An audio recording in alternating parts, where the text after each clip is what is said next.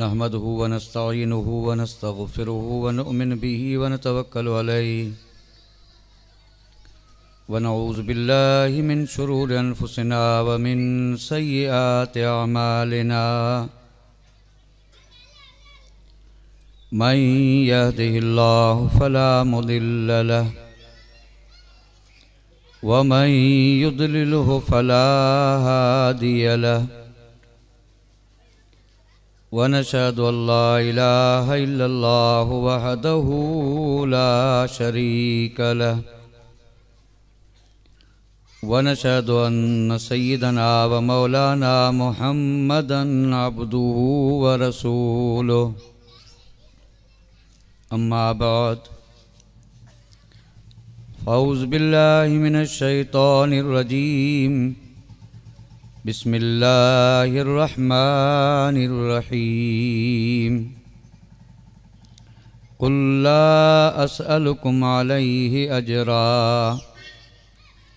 इल्लल मवद्दत fill क़ुरबा आमन्तु बिल्लाहि सदक़ल्लाहु मौलानल अज़ीम व सदक़ रसूलुहुन नबियुल करीम व नहनु अला मा क़ाल मिनश शाहिदीन वश्शाकिरीन वल्हम्दुलिल्लाहि रब्बिल आलमीन कमा क़ाल अल्लाहु तबारक व तआला फ़ी अज़्मति शान हबीबिहि इन्नल्लाह व मलाइकतहु युसल्लूना अलन नबी या अय्युहल्लज़ीना आमनू सल्लु अलैहि व सल्लिमू तस्लीमा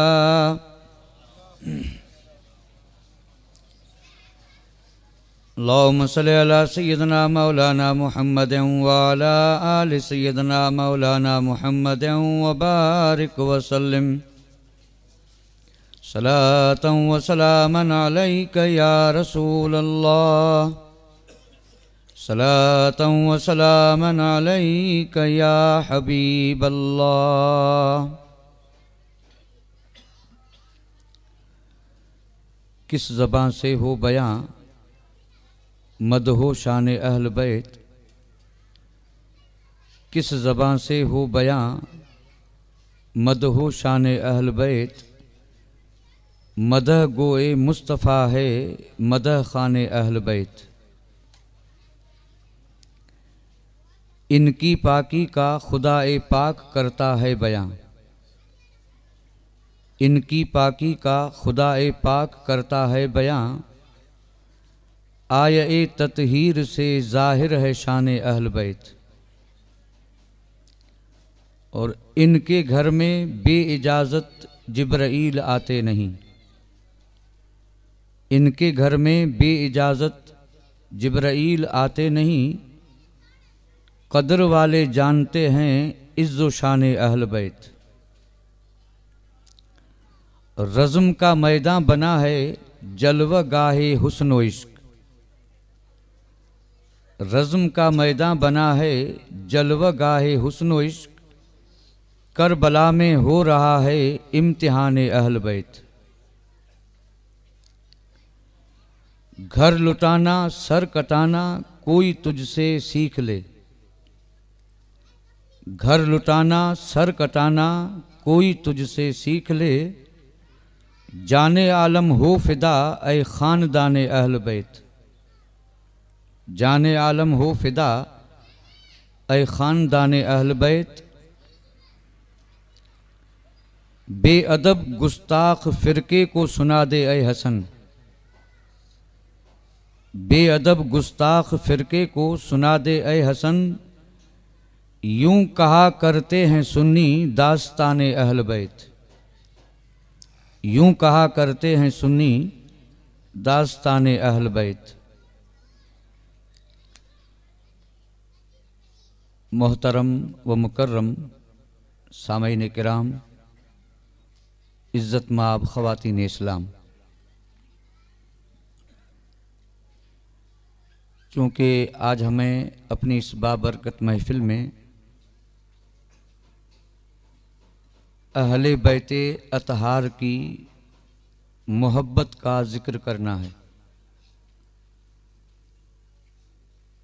इसी मुनासबत से मैंने कुरान मजीद और फुरकान हमीद की उसी आये करीमा को खुतबे के बाद पढ़ने का शर्फ हासिल किया, जिसमें ईमान वालों को अहले बैते पाक की मोहब्बत का हुक्म दिया जा रहा है और ईमान वालों से आले नबी की मोहब्बत का मुतालिबा किया जा रहा है। हम इस आये करीमा का तर्जुमा भी करेंगे और उसके बाद मुफस्सिरीन कराम के इस आये करीमा के मुतालिक शान नुज़ूल के हवाले से जो अक़वाल हैं उसे ज़िक्र करेंगे और फिर इसे जो अजरे रिसालत करार दिया गया इसके हवाले से भी दो चार बातें आपकी खिदमत में अर्ज़ करेंगे और मज़मून को और ज़्यादा आसान बनाने के लिए अगर वक्त ने साथ दिया तो हम वाक़यात की रोशनी में भी इसी मोहब्बत को आप हज़रात की खिदमत में अर्ज़ करने की सआदत हासिल करेंगे। इस आयत का तर्जुमा ये है, अल्लाह तबारक व तआला ने अपने महबूब को हुक्म फरमाया, ऐ महबूब आप फरमा दीजिए। आयत की इब्तिदा हुई है लफ्ज़ कुल से और ये कुल कुरान मजीद में कई मकामात पर जिक्र हुआ है और जहां पर भी जिक्र हुआ वहां मतलब ये है कि बात तो अल्लाह की है और ज़बान मुस्तफ़ा की है। तो रब ने फरमाया ऐ महबूब आप फरमा दीजिए अपने गुलामों से, जानिसारों से, अपनी उम्मत से कि ऐ मेरी खुश नसीब उम्मत, ऐ जानिसारो, ऐ वफादारो, ला अस्अलुकुम अलैहि अजरा, यानी यूं फरमा दीजिए कि ऐ ईमान वालो मैंने तुम्हें जो दिया मैं उस पर तुमसे कोई अजर तलब नहीं करता हूं। इल्लल मवद्दत फिल कुर्बा, सिवाय इसके कि मेरे कराबतदारों की मोहब्बत। तो अगर इस आये करीमा पर तफसीर करने जाएं इस आयत की तो इसके 3 जुज़ हैं। एक तो है कुल ला अस्अलुकुम अलैहि अजरा, कुल ऐ महबूब ला अस्अलुकुम अलैहि अजरा, ये दूसरा जुज़ है। इल्लल मवद्दत फिल कुर्बा, ये इस आयत का तीसरा जुज़ है। थोड़ा सा भी गौर करें तो रब ने फरमाया कि ऐ महबूब आप यूं फरमाइए कि मैंने जो आपको दिया। अब है किसी में ये ताकत या किसी के पास इतना इल्म कि महबूब की अताओं को गिन सके? एक तो ये, यानी मेरे आका ने कायनात वालों को जो अता फरमाया उस अता की कोई हद, कोई बता सकता है कि क्या दिया? अब एक तरफ तो ये है कि अता बेहिसाब है और आप फरमा रहे हैं कि इस अता पर मैं तुमसे अजर तलब नहीं करता। तो एक तरफ तो अता पे नजर रहे और दूसरी तरफ उम्मत के पास जो है उस पे नजर रहे और फिर ये सवाल कायम किया जाए कि क्या उम्मत के पास है ऐसा कुछ जो उसका अजर बन सके? यानी मेरे आका ने जो अता फरमाया क्या उम्मत की झोली में, उम्मत के दामन में, उम्मत के हाथ में, उम्मत के पास कोई ऐसी चीज है जो मेरे आका की उन अजीम और अफजल से अफजल अताओं का बदला बन सके? सवाल ही पैदा नहीं होता। वो सारी अताएं तो एक तरफ, सारी अताएं एक तरफ हैं, और मैं तो अर्ज कर दूं कि सारी उम्मत, और इस सारी उम्मत के पास दीनी दुनियावी एतबार से जो है, यानी दुनियावी एतबार से मालो मता, जागीरें, धन दौलत जो है, और दीनी एतबार से नमाजें, रोजे, हज, ज़कातें, जिहाद, कुर्बानियाँ, खैरात, सदका, आमाले सालिहा, नेकियां, रियाजत, इबादत, ये दीनी एतबार से जो सरमाया है। यानी एक मोमिन के पास सरमाए दो तरह के हैं, एक दुनियावी है और एक दीनी है। तो दुनियावी सरमाया तो सब जानते हैं, ये महल हैं, मकानात हैं, ये फैक्ट्रियां हैं, जागीरें हैं, धन है, दौलत है, हीरे जवाहरात, सोने, नकद, दरहम, दीनार, गर्जे के, ये दुनियावी मालो मता। एक तो ये है ये सरमाया, और दूसरा है दीनी सरमाया, अनगिनत बेशुमार नमाजें, रोजे, हज, ज़कातें, और ये पूरी उम्मत का मामला है, किसी एक कौम का, किसी एक मुल्क का, किसी एक खित्ते का नहीं, यहाँ बात है पूरी उम्मत की। तो अब यहाँ मैं ये सवाल कर रहा हूँ कि उम्मत के पास ये दो सरमाए जो हैं, दीनी और दुनियावी, ये सब मिला के, ये सब मिला लो पूरी उम्मत के, इन सरमायों को, इन इबादतों को, रियाजतों को, ये सब मिला करके, और अगर बदला बनाना चाहें तो बाकी अताएं तो सब अपनी जगह पे, ये सब मिल करके उम्मत के लिए मेरे आका ने जो एक सजदा किया, उस एक सजदे का भी बदला नहीं बन सकता। एक सजदे का भी बदला क्यों नहीं बन सकते? इसलिए कि ये सजदा कोई घंटे 2 घंटे का नहीं था। ऐसे तो सजदे रात रात भर आपने उम्मत के गम में सजदे किए हैं, लेकिन मैं जिस सजदे की बात कर रहा हूं, आप जहन बना लें, इस आयत की रोशनी में अर्ज कर रहा हूं कि उम्मत के पास है क्या कि जो बदला बन सके। और मैं जिस एक सजदे की बात कर रहा हूं, ये वो सजदा है। एक आयत उतरी थी, जिस आयत में रब ने इरशाद फरमाया, इम मिनकुम इल्ला वारिदुहा, यानी हर शख्स को दोज़ख के ऊपर से गुजरना है और फिर जन्नत में जाना है। और दोज़ख पर से गुजरना कोई आसान काम तो नहीं। आयत जब उतरी तो उम्मत के गम में मेरे आका बगैर किसी को बताए, किसी को बताया भी नहीं, आयत जब उतरी तो इतने मुतफक्किर हुए, उम्मत के लिए इतने गमगीन हुए कि आपने किसी को इत्तला भी नहीं दी। और मदीना मुनव्वरा में एक पहाड़ है जिसका नाम है सला, वो आज भी मौजूद है।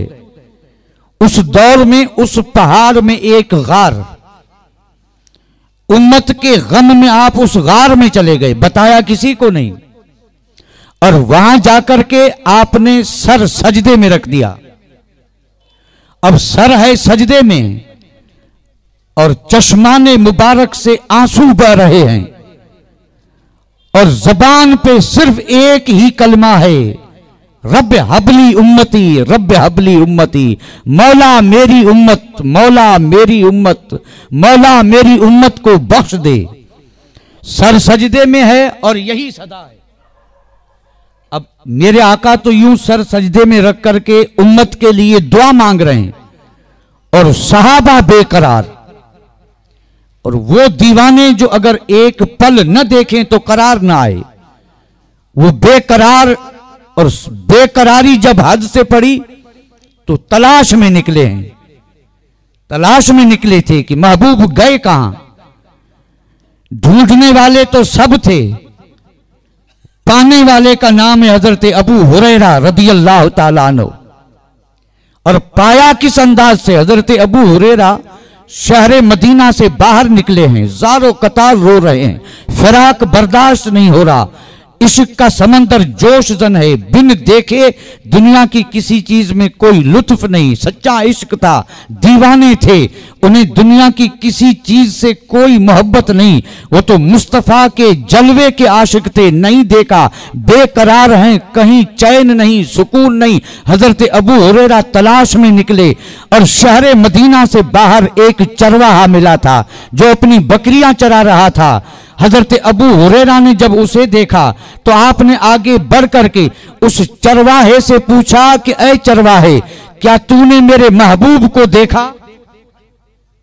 उस चरवाहे ने कहा कि भाई तेरा महबूब कौन है मैं नहीं जानता, मुझे कोई खबर नहीं कि तेरा महबूब कौन है और उसके औसाफ क्या है, उसकी शान क्या है। अब जो हजरत अबू हुरैरा को मौका मिला तो मेरे आका की मीलाद पढ़ना शुरू कर दिया, जिक्र करना शुरू कर दिया कि मेरे आका का चेहरा वद्दुहा वाला है, जुल्फें वलवले वाली हैं, सरापा ऐसा है, आंखें ऐसी हैं, कद मुबारक ऐसा है। और जब ये पूरा सरापा बताया और फिर कहा कि बता ऐसा महबूब तूने देखा या नहीं देखा? चरवाहे ने जवाब में ये अर्ज किया था कि मुझे और तो कोई पता नहीं, इतना जरूर एक नई चीज मुझे नजर में आई। मैं हमेशा इसी पहाड़ के इर्द गिर्द अपनी बकरियां, अपना रेवड़ चराता हूं, लेकिन 3 दिन हुए हैं ये गार जो है, इस गार से एक आवाज आ रही है और उस आवाज में इतना सोज, इतना गुदास, इतना दर्द है कि मेरी हिम्मत नहीं कि मैं उस गार में जाके देखूं कि यह आवाज देने वाला कौन और यह आवाज किसकी है। और उस आवाज में असर इतना है, उसने कहा 3 दिन से, जब से मेरी बकरियों ने यह आवाज सुना, खाना भी बंद, चरना भी बंद, पीना भी बंद, गोया की बकरियां जो हैं वो भी उस आवाज को सुन करके और इतनी गमजदा हैं कि ये चरना पीना बकरियों ने भी बंद कर दिया है। हजरत अबू हुरैरा ने जब ये सुना तो तड़प उठे, कहने लगे यही तो मेरे आका हैं, यही तो मेरे रहमतुल आलमीन मुस्तफा हैं। जरूर कोई हादसा हुआ है, कोई आयत उतरी है, कोई नई बात है कि इस तरह यानी तमाम दीवानों को रोता हुआ छोड़ के आप गार में गए हैं। अबू हुरैरा पहुंचे थे और वहां जाके जो मंजर देखा कि चश्माने मुबारक से आंसू बह रहे हैं, सर नोकीले पत्थर पे रखा है और सदा एक है, मौला मेरी उम्मत, मौला मेरी उम्मत। हजरत अबू हुरैरा ने जब ये हाल देखा ना, तो अबू हुरैरा का हाल क्या हुआ होगा? क्या है किसी में ताकत की बयान कर सके? जब ये हाल देखा होगा, बस तड़प करके कहा या रसूल अल्लाह मेहरबानी फरमाएं, मेरी बर्दाश्त से बात बाहर है, सर सजदे से उठाएं, मुझसे देखा नहीं जाता। हजरत अबू हुरैरा ने जब ये अर्ज किया तो मेरे आका ने फरमाया अबू हुरैरा पुल सिरात से मैं वाकिफ हूं, तू नहीं। मेरी उम्मत को पुल सिरात से गुजरना है, सर उठाऊं कैसे? जब आपने सर न उठाया, हजरत अबू हुरैरा गार से निकले और जब बाहर निकले हैं तो तलाश करने वाले सहाबा मिले, उन्होंने खुशखबरी सुनाई कि मुस्तफा फला गार में हैं। अब तो गोया कि दीवानों का तांता बंधा है, ऐसे जैसे परवाने शमा पे टूटे। साहबे कराम मदीना मुनव्वरा छोड़ करके और गार पे आकर के इकट्ठे हुए हैं। अबू बकर सिद्दीक भी हैं, फारूक आजम भी हैं, जलीलुल कद्र सहाबा, सबकी जबान पे एक ही अर्ज है कि या रसूल अल्लाह मेहरबानी फरमाएं, उम्मत आपकी बख्शी जाएगी, सर सजदे से उठाएं। लेकिन मेरे आका सबको यही जवाब देते कि तुम्हें खबर नहीं, पुलसरात की खबर मुझे है। पुलसरात बाल से बारीक है, तलवार से तेज है। मैं सजदे से सर तब उठाऊंगा जब रब ये मुजदा सुनाएगा कि महबूब सर सजदे से उठा, मैंने तेरी उम्मत को बख्श दिया। आपने फरमाया कि पुलसरात से मैं वाकिफ हूं।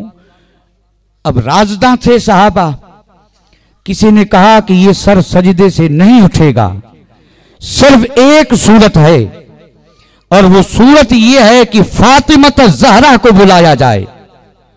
अगर खातून जन्नत तशरीफ ले आए और आकर के अर्ज कर दें कि या रसूल अल्लाह सर सजदे से उठाएं, तो हो सकता है कि फातिमा ज़हरा की बात मुस्तफा रद्द न करें।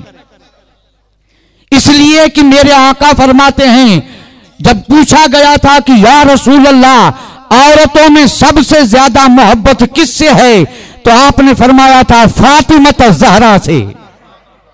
यही वजह है कि सहाबा राज़दा थे, हजरत सलमान फारसी को भेजा, जिनके बारे में मेरे आका ने फरमाया था सलमान मिन्ना मिन अहली बैतिना। हजरत सलमान फारसी गए हैं, काशान हैदरी है, अली शेर खुदा का दरवाजा है। सलमान फारसी ने दस्तक दी, हजरत अली ने दर खोला, पूछा क्यों आए हो। सारी बात जब बता दी कि मामला ये है, मुस्तफ़ा फला गार में है, सर सजदे में है, जबान पे रब हबली की सदा है, हमने बड़ी कोशिशें की, मिन्नत समाजत की, हमने बड़ी यानी कोशिशें करने के बावजूद सर सजदे से नहीं उठा रहे हैं। अब अर्ज ये है कि फातिमा ज़हरा से कहें कि वो चलें और आका से अर्ज करें, तो हो सकता है कि सर सजदे से उठाएं। अब फातिमा ज़हरा शान से चली हैं, रिदाए ततहीर पहन करके, सुभान अल्लाह। और फिर गार में जब पहुंची हैं हजरत फातिमा ज़हरा, और जब मेरे आका को इस तरह सजदे में देखा तो अर्ज करने लगी, या रसूल अल्लाह सर सजदे से उठाएं। आपने वही जवाब दिया कि मेरी लख्ते जिगर, पुल सिरात से मैं वाकिफ हूं, मुझे खबर है कि पुल सिरात क्या है। सर सजदे से नहीं उठाऊंगा तब तक जब तक कि मुजदा न मिले। और जब सर न उठा रहे थे तो फातिमा ज़हरा ने अर्ज किया था कि या रसूल अल्लाह, अब अगर सर सजदे से नहीं उठाते हैं तो मैं चादर ततहीर को अपने सर से उठा के और सर खुला करके रब की बारगाह में दुआ मांगूंगी, और मेरे वो मुकद्दस बाल जिसको कभी आसमान ने नहीं देखा, मैं अपनी चादर को सर से उतार के अर्ज करूंगी कि मौलाए करीम मेरे आका की उम्मत को बख्श दे। और फिर भी अगर बख्शिश न हुई तो जिधर एक पल्ले में उम्मत के गुनाह होंगे तो दूसरे पल्ले में शहीदाने बावफा का खून रख दूंगी और मेरे महबूब की उम्मत बख्शी जाए। आपने फरमाया कि अगर सर नहीं उठाते हैं तो ये मैं चादर जो है इसको हटा के दुआ कर रही हूं। हाथ उठना था, रब की बारगाह से जिब्राइल अमीन वही लेकर के आए कि फातिमा ज़हरा से कह दो चादर सर से न उठाएं, इसी चादर ततहीर के सदके में महबूब तेरी उम्मत को हम बख्श देंगे। आप अंदाजा फरमाएं, ये है एक सजदा, और ऐसे तो सजदे इतने हैं कि शुमार ही नहीं है उम्मत के पास जो इसी एक सजदे का अजर बन सके। उम्मत के पास है क्या? उम्मत की झोली में है क्या जो अजर बने? इसलिए न तो उम्मत अजर दे सकती है और न मेरे आका ने मांगा भी नहीं। साहबे कराम ने कोशिश जरूर की थी। आयत मुकद्दसा का शानी नुजूल जब देखते हैं ना तो साहबा ने भी कोशिश की थी। इसका शानी नुजूल जब पढ़ते हैं तो शानी नुजूल में ये बताया है कि मेरे आका हिजरत करके मदीना मुनव्वरा जब आए तो चूंकि एक तो आपके खर्चे बहुत थे और बज़ाहिर, देखो बज़ाहिर की कैद लगा रहा हूं, वरना अगर हुक्म करें तो ओहद सोना बन जाए। ये बज़ाहिर चटाई पे सो रहे हैं, चटाई के जिस्म पे दाग पड़ रहे हैं, रूखी सूखी खा रहे हैं, कभी सिर्फ खजूर पानी। तो ये क्या था? जुहद था। मालिके कौनैन है, गो पास कुछ रखते नहीं, दोनों जना जहां की नेमतें हैं उनके खाली हाथ में। कमी कुछ भी नहीं थी, लेकिन हाल ये था मसारिफ ज्यादा, खर्च ज्यादा, बज़ाहिर आमदनी कम। और जब ये हाल देखा अंसार ने, अंसार वो खुश नसीब हैं जो रहने वाले मदीना के थे, और फिर जब मुहाजिर तशरीफ लाए तो उन्होंने अपनी पूरी मालो मता में उन मुहाजिरीन को मेरे आका के हुक्म से शरीक कर लिया था। अंसार की माना ही है मददगार। वो जो मुहाजिर अपना घर छोड़ के आए थे, कारोबार छोड़ के आए थे, आलो अयाल को छोड़ के आए थे, और फिर जो अक़्द मुआख़ात हुआ था, सीरत पढ़ लें। अक़्द मुआख़ात में मेरे आका ने एक मुहाजिर और एक अंसारी को अपनी बारगाह में खड़े रख करके और फिर अंसार से कहा, मदीने के बाशिंदे अंसारी से कहा कि ये तेरा भाई है। अब अंसारी ने उसको लिया और अपने घर जा करके और पूरी जायदाद के 2 हिस्से किए, एक अपने पास रखा, एक अपने भाई की नजर कर दिया।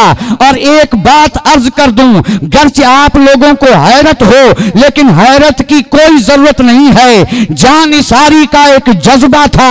हद तो ये है, अंसार वो हैं कि जिनकी कुरान मजीद ने तारीफ की है। मेरे आका ने जब भाई बनाया तो जिस अंसारी के निकाह में 2 औरतें थी, उसने अपने मुहाजिर भाई से कहा कि अगर तू इस बात पे राजी हो तो मैं अपनी एक औरत को तलाक देता हूं, वो इद्दत गुजारे और फिर तू उससे अक़्दे निकाह कर ले। ये अलग बात है कि मुहाजिरीन ने इसको कबूल नहीं किया।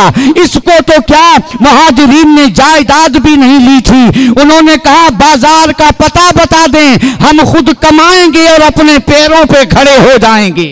लेकिन अंसार ने यह जहन दिया था कि हमारी मिल्कियत में जो चीज है आधी हमारी है और आधी हमारे भाई मुहाजिरीन की है। ये है वो अंसार। वो साबिकून अल अव्वलून मिनल मुहाजिरीन वल अंसार वल्लज़ीना तबऊहुम रदियल्लाहु ताला अन्हुम वरदू अन्हु। यह आयत मुकद्दसा उन्हीं नफूस कुदसिया की तारीफ में उतरी है कि वो मुकद्दस जातें जो कि साबिकून हैं, अव्वलून हैं, मुहाजिरीन हैं, अंसार हैं, और फिर वो जो कयामत की सुबह तक उनके नक्शे कदम पे चलने वाले हैं भलाई के साथ। रब उन सब से राजी हुआ और रब ने जो दिया उससे वो सब राजी हो गए। ये सूरह बकरा की आयत बड़ी मशहूर आयत है जिसमें कि इन्हीं अंसार मुहाजिरीन का जिक्र है। तो यही अंसार जिसका मैंने थोड़ा सा ये ज़िमन में बात आ गई तो अर्ज कर दिया कि यही अंसार जिनका हाल ये था, जिनकी कुर्बानियां मशहूर हैं, जिनकी जानसारी मशहूर है, यही अंसार जब मेरे आका को देखा कि मसारिफ ज्यादा, मसारिफ बमाना खर्चा, वैसे ये अरबी लफ्ज है, मैं उसका ट्रांसलेशन कर रहा हूं कि खर्चा ज्यादा और आमदनी कम।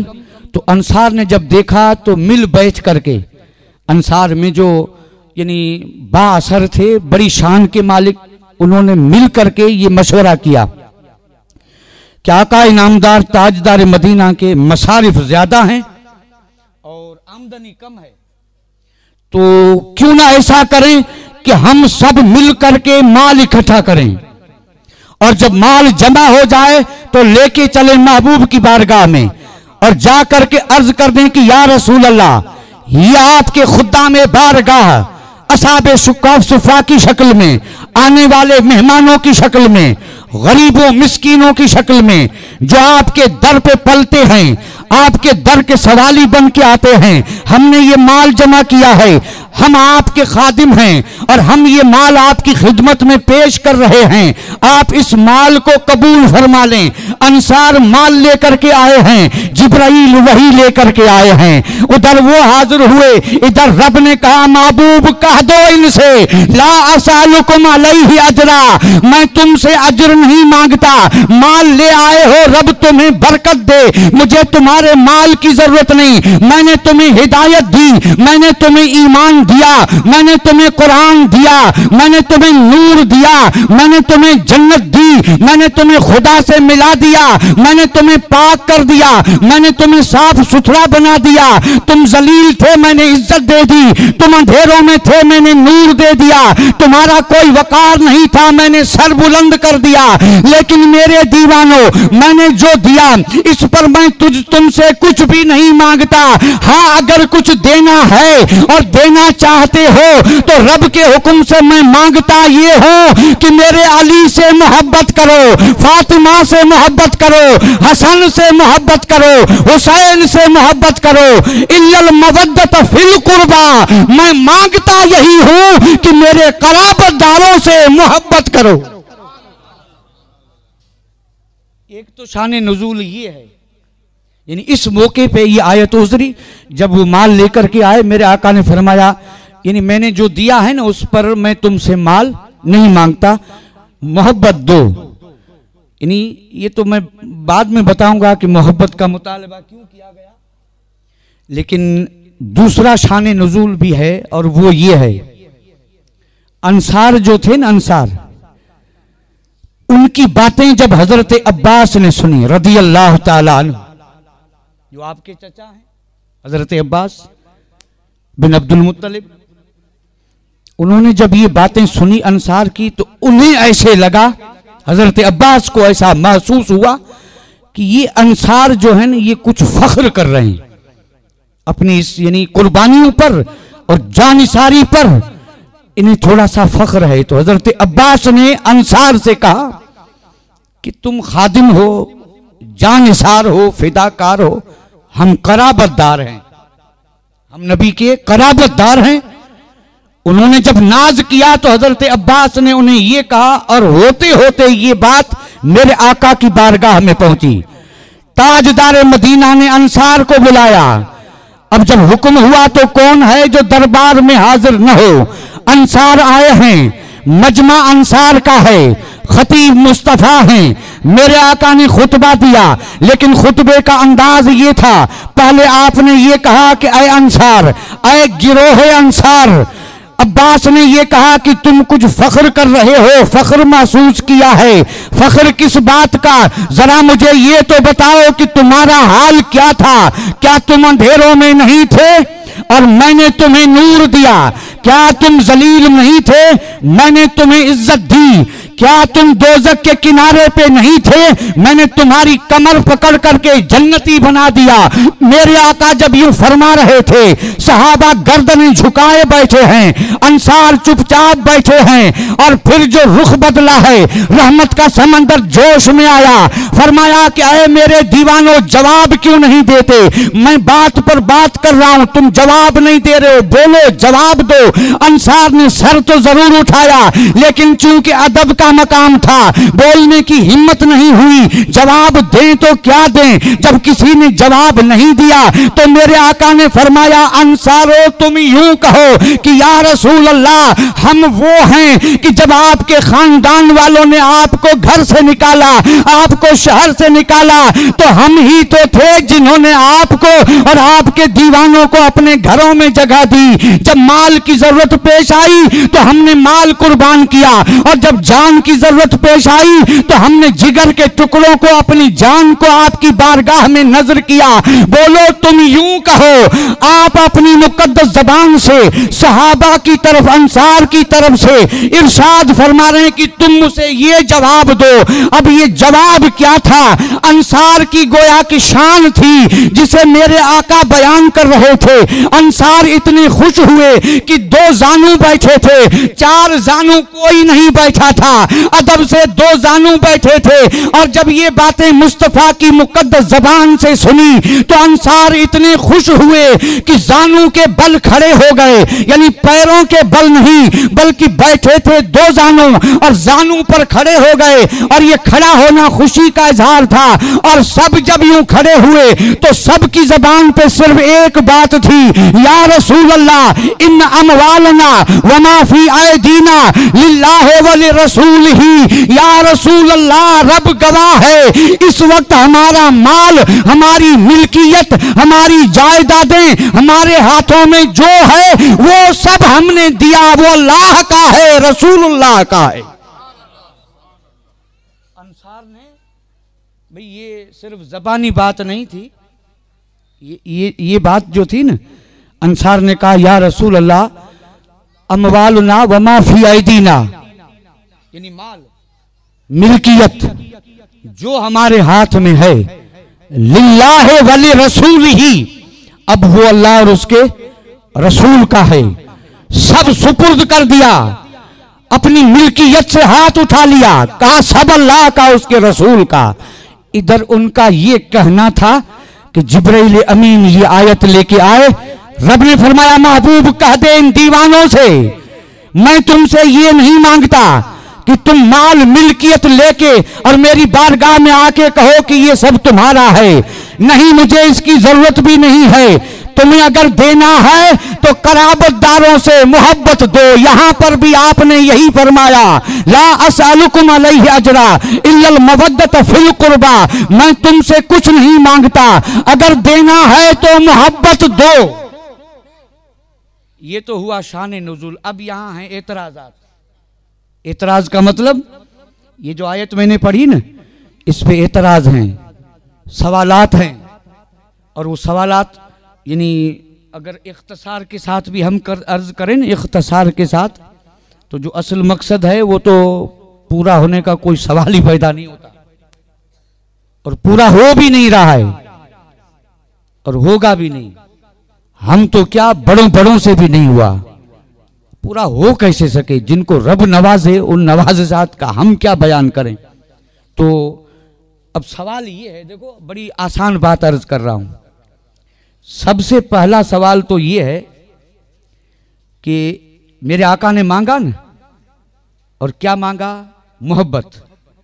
और किस तरह? यानी अज्र के तौर पे। यानी और तो मैं तुमसे बदला नहीं मांगता हूं, बदले में अगर देना है तो मोहब्बत दो। तो बदला मांगा, रब ने हुक्म दिया और मुस्तफा ने मांगा। तो अब यहां सवाल ये पैदा होता है, आप तो सारे नबियों से अफजल हैं ना, मेरे आका सारे नबियों से अफजल और आला।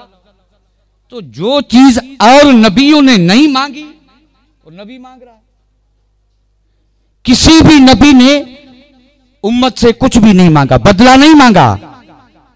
कुरान मजीद में जहां जहां पर भी इसी तबलीग रिसालत अंबिया का जिक्र, वहां पर हर नबी ने यह कहा है, मा असअलुकुम अलैहि अजरा इन अजरी इल्ला अल्लाह। हर नबी ने अपनी उम्मत से कहा कि मैंने जो अल्लाह के अहकाम तुम तक पहुंचाए, मैं इस पर तुमसे बदला नहीं मांगता, मुझे तो बदला मेरा रब देगा।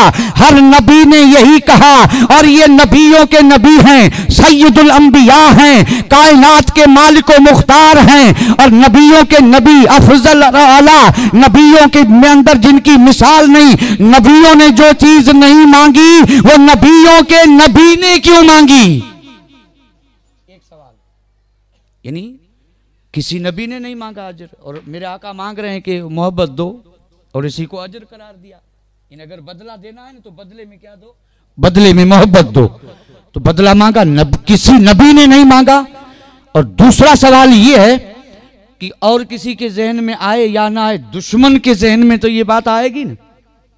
ईसाई हैं, यहूदी हैं, या दूसरी कौमें जो हैं, वो तो हमें ताना दे सकती हैं ईमान वाले को। वो हमें ये कह सकते हैं कि तुम तो ये कहते हो कि हमारे नबी सबसे अफजल हैं, सबसे आला हैं। तो जब सबसे अफजल और आला हैं तो फिर बताओ, नबियों ने जो चीज नहीं मांगी वो तुम्हारे नबी ने कैसे मांगी?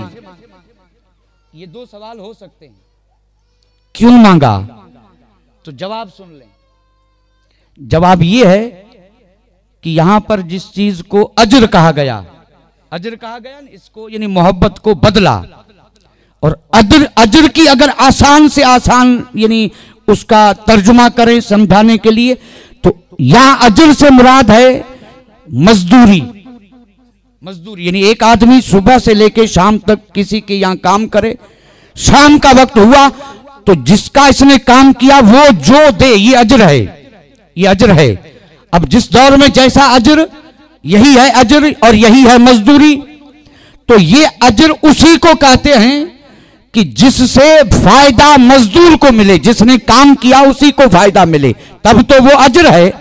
और अगर फायदा उसको न मिले, जिसने मजदूरी की, जिसने काम किया, उसको फायदा न मिले, तो ये उसके हक में अजर हुआ कहां? ये उसके हक में अजर नहीं हुआ। तो अब यहां देखना ये है कि जिस मोहब्बत का मुतालबा किया गया, उस मोहब्बत से फायदा किसको? मोहब्बत मांगी गई, इस मोहब्बत से फायदा किसको? फायदा मेरे आका को, या अहले बैते पाक को, या जो मोहब्बत कर रहे हैं उनको? तो जवाब यही आएगा, नाम अजर का है, फायदा न तो मेरे आका को न अहले बैते पाक को, वो दुनिया वालों की मोहब्बत के मोहताज नहीं हैं। अगर ये इंसान उनसे मोहब्बत न करें तो कोई फर्क नहीं पड़ता।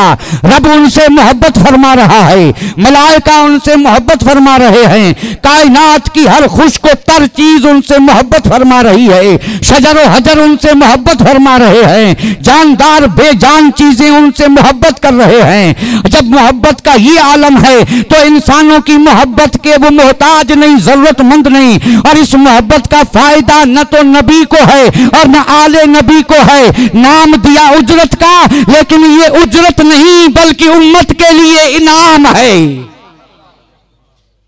नाम है उजरत का, लेकिन है क्या? इनाम है।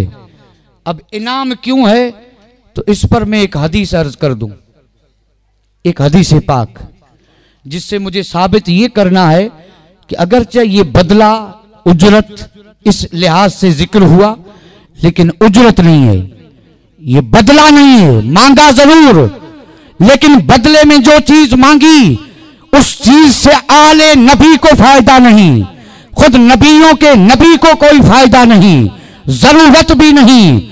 मोहब्बत का मुतालिबा किया, अब जो मोहब्बत करेगा फायदा खुद उसी को होगा। और फायदा भी एक नहीं अनेक है, और फायदे भी इतने बड़े हैं। तो जब फायदा खुद उसी को हो रहा है तो इसने दिया या लिया? इसने लिया। और जो ले रहे हैं वो उजरत कैसे बनेगा? वो तो इनाम है, वो नबी और आले नबी का एहसान है। इतना जबरदस्त एहसान कि अगर ये उम्र भर उनकी मोहब्बत में जिक्र करते रहें तो उनके एक एहसान का भी बदला न बने। इमाम फखरुद्दीन राजी ने अपनी तफसीर में और तफसीर कशाफ के हवाले से ये हदीस नकल की। मैं जो भी अर्ज कर रहा हूं ये बिल्कुल हवाले से, यानी इमाम फखरुद्दीन राजी ने अपनी तफसीर में जिक्र किया, हवाला दिया तफसीर कशाफ का, और वहां उन्होंने ये हदीस जिक्र की है जिसके मुबारक नूरानी पुरफैज अल्फाज ये है। इनाम सुन लें, और ये फरमान मुस्तफा का है। मेरे आका ने फरमाया, अला वमन मात अला हुब्बे आले मुहम्मदिन मात मुस्तकमिलल ईमान। आगाह हो जाओ, जो खुश नसीब आले नबी की मोहब्बत में मरा वो कामिलुल ईमान होके मरा। अब ईमान कामिल हो जाए तो इससे बड़ा इनाम क्या, उससे बड़ा ईमान क्या? आगे मेरे आका ने फरमाया, अला वमन मात अला हुब्बे आले मुहम्मदिन मात मगफूरन ल। खबरदार, जो आले नबी की सच्ची उल्फत में मरा वो बख्शा हुआ गया। फरमाया, अला वमन मात अला हुब्बे आले मुहम्मदिन मात ताइबा। जो आले नबी की मोहब्बत में दुनिया से गया उसकी तौबा कबूल हुई और रब उससे राजी हो गया। फरमाया, अला वमन मात अला हुब्बे आले मुहम्मदिन मात मगफूरन लहू मात ताइबा। और फरमाया, अला वमन मात अला हुब्बे आले मुहम्मदिन युफ्तहु लहू अबवाबन इलल जन्ना। जो आले नबी की मोहब्बत में मरा, कब्र में जब गया तो उसी मोहब्बत के सदके में जन्नत की खिड़कियां खुल गई, हवाएं भी आई, खुशबू भी आई। आगे इरशाद फरमाया, अला वमन मात अला हुब्बे आले मुहम्मदिन बशरहु मलकुल मौत बिल जन्ना वल मुनकर वल नकीर। आओ कमा काल। फरमाया, जो आले नबी की मोहब्बत में मरा, मलकुल मौत जब आया रूह कब्ज बाद में की, जन्नत की बशारत पहले दी।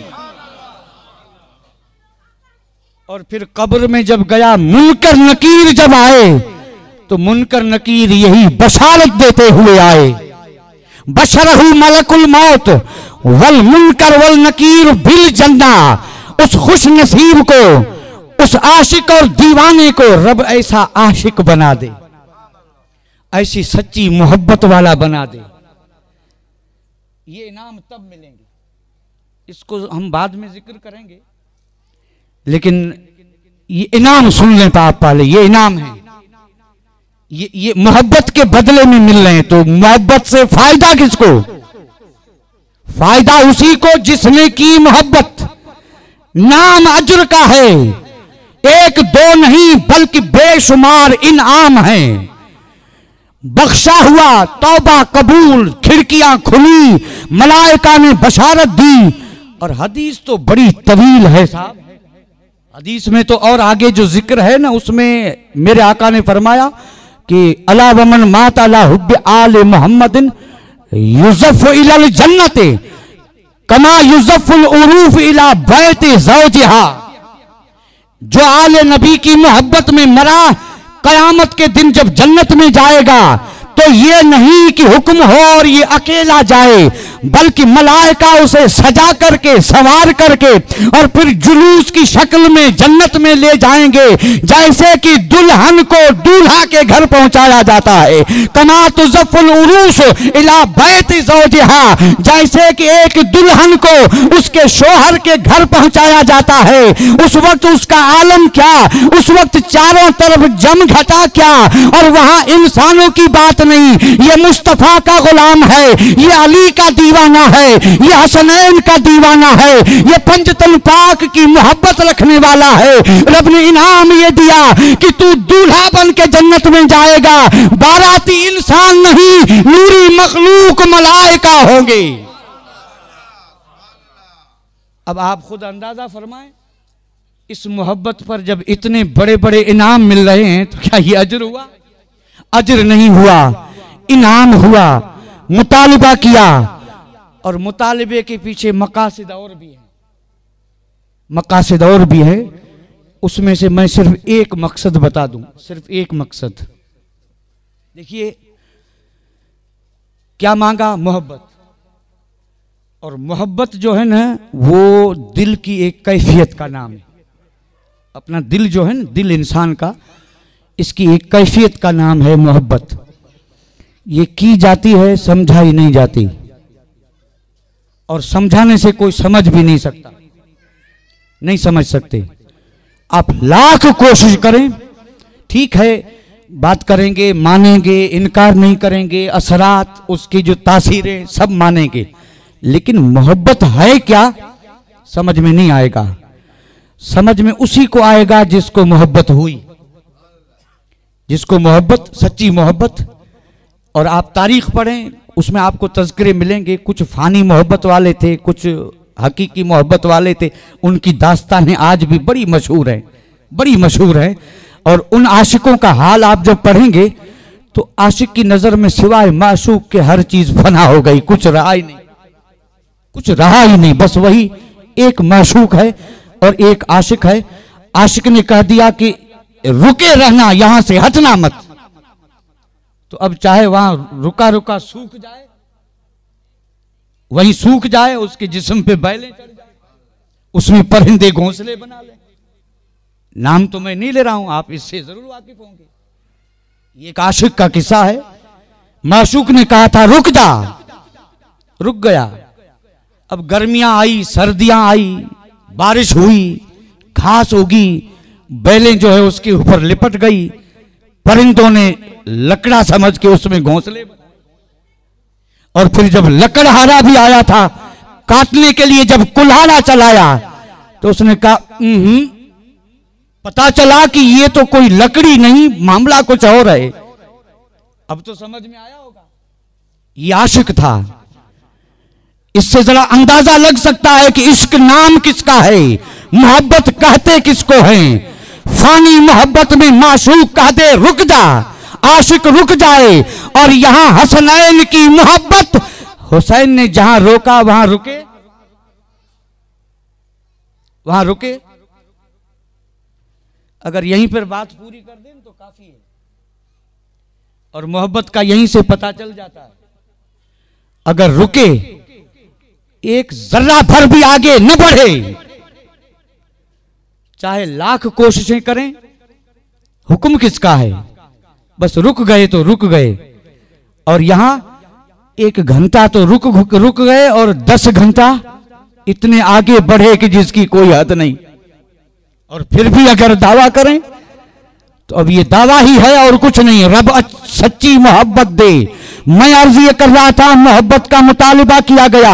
मोहब्बत में कशिश है, मोहब्बत में असर है, मोहब्बत में रंग है। और मुतालिबा इसलिए किया कि मेरे आका को अपनी औलाद पे एतमाद था, भरोसा था कि मेरी औलाद मेरे नक्शे कदम पे चलेगी, मेरी औलाद मेरी शरीयत के खिलाफ नहीं करेगी, मेरी औलाद शरीयत की पाबंद होगी। और जब उम्मत से मुतालिबा किया मोहब्बत का, तो जब उम्मत मेरी औलाद से मोहब्बत करेगी तो जो रंग मेरी औलाद में है वही रंग मेरी उम्मत में आएगा और उम्मत कामयाब हो जाएगी। मुहिब का तो यही अंदाज होता है कि जो कपड़ा महबूब पहने ना वो भी वही पहनेगा, जो वो खाए वो वही खाएगा, जो वो पहने वो वही पहनेगा। अपने आप को बिल्कुल महबूब के रंग में, और कोई काम ऐसा नहीं करेगा कि जो महबूब की पसंद ना पसंद हो, नहीं करेगा। ये फानी मोहब्बतें देख लो, महबूब को राजी रखने के लिए क्या कुछ नहीं किया जाता। और आपने तो सुना होगा कि बीवी की मोहब्बत में मां को कत्ल कर दिया। ये वाकयात भी आपने सुने होंगे। ये फानी मोहब्बतें हैं और मोहब्बत जब गालिब हुई तो फिर नजर में सिर्फ वही रहा, मां भी नजर से गिर गई। ये फानी मोहब्बत है। और जिसको इमाम आली मकाम से सच्ची मोहब्बत हो जाए वो सर तो कटा सकता है लेकिन सजदा कज़ा नहीं कर सकता। और अगर सच्ची मोहब्बत हो तो पूरा घर लुटा देगा लेकिन शरीयत के हुक्म की खिलाफ वर्जी नहीं करेगा।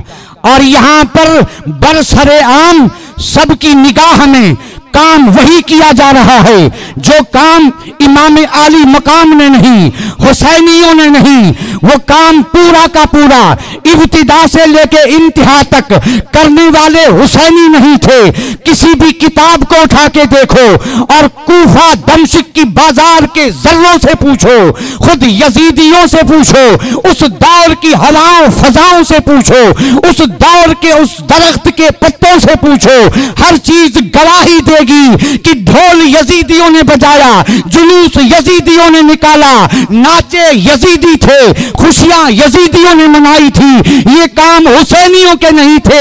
हुसैनियों के सर नेज़े पे थे, शहजादियां ऊंटों पे थी, सर खुले थे, बालियां नोची थी, कानों से खून बह रहा था, दिल में दर्द था, दिल में रंज था, मुसाफिरत का आलम था, भूखी थी, प्यासी थी। हुसैनियों का हाल ये था। और कूफे में नाचने वाले हुसैनी नहीं यजीदी थे। मोहब्बत होती ना तो हाल ये न होता। और मैं जो जिक्र कर रहा हूं ना, ये इनाम सबके लिए नहीं है साहब।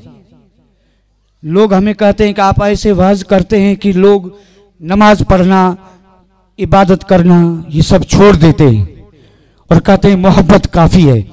लेकिन हम ऐलान कर ही देते हैं कि हम जिस मोहब्बत का जिक्र कर रहे हैं वो मोहब्बत कोई और है, और वो हो जाए तो अल्हम्दुलिल्लाह वही काफी है। और वो जब होगी ना तो कोई बेनमाजी नहीं होगा, तो कोई बगैर सुन्नत के नजर नहीं आएगा। और वो अगर होती ना तो दुश्मन का लिबास कब का उतर गया होता, सारा रंग बदल जाता। इसलिए मेरे आका ने मुतालिबा किया मोहब्बत का, और उसके पीछे मकसद ये था कि जिसको सच्ची मोहब्बत होगी, मैंने जिसको अपने कंधों पे सवार करके, सजदे के आलम में जिसको अपनी पीठ पे सवार करके मैंने जिसको ट्रेंड किया था, जिसको मैंने तैयार किया था, वो सर तो कटाएगा लेकिन सजदे को जाने नहीं देगा। और जो उसकी मोहब्बत का दम भरेगा, अगर वाकई सच्चा होगा तो वो कभी सजदा कज़ा नहीं करेगा। तो मुतालिबा मोहब्बत का किया, और मोहब्बत का पूरा फायदा उसी को है जो मोहब्बत करे। बस अब सिर्फ एक वाकया, ये बात बड़ी तवील है और हमसे न पूरी हो सकेगी और न हम में इतनी हिम्मत है कि हम उसको पूरा भी कर सकें, क्योंकि वक्त का भी ख्याल रखना जरूरी है। अब हम इस बहस में यानी अभी सिर्फ एक बात अर्ज कर दें कि इस मोहब्बत से इनाम जो मिलते हैं उन इनामों का जिक्र कर दें, और वो भी एक वाक़ये की शक्ल में। और इस वाक़ये को लिखा किसने है पहले ये सुन लें। मुहय्यिद्दीन इब्ने अरबी ने जात देखें, हजरत शेख अकबर मुहियुद्दीन इब्न अरबी, किताब का नाम है मसामिरुल अखियार, ये मुसन्निफ का नाम। उन्होंने जो रिवायत लिखी उस रिवायत के रावी हैं हजरत अब्दुल्ला बिन मुबारक। हजरत अब्दुल्ला बिन मुबारक ने फरमाया, बगदाद में मुतकद्दिमीन में से एक शख्स जिसको हज की हुई आरज़ू, उसने 500 दीनार लिए काफिला बगदाद में रुका है हाजियों का और जाने वाला है हज पे, और ये 500 दीनार लेके निकला था हज का सामान खरीदने, जरूरियात सफर खरीदने।